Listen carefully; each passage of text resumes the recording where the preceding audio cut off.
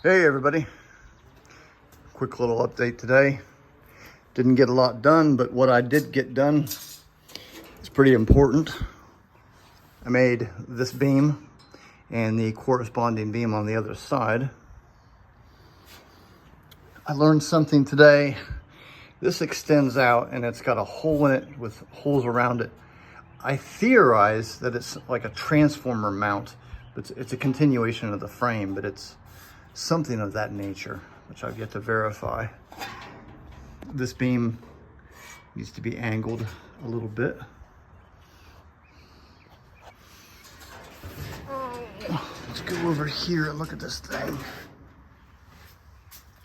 And then there's the beam on this side. Looking at my pictures, I'm drilling my holes for wiring and whatnot. They'll never have wiring in them, but I like it to be as authentic as possible. That's about it. My next step is to make behind here, there's a shock mount, pad mount, and there's one here. This one's gonna be on a piece of triangulation behind there, where this one resides on what would have been a cast magnesium bracket, which I'll have to duplicate with steel.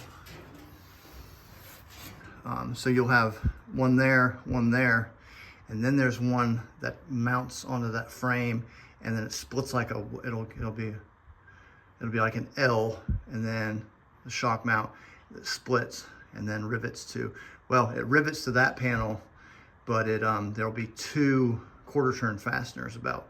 It's either like that or like that. That'll hold that on there. Got me a nice little donation today.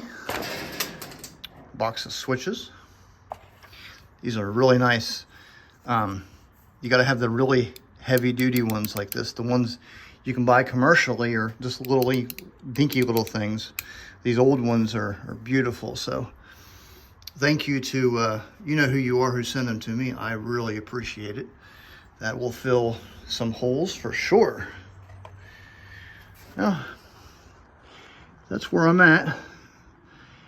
And I'll see y'all next time.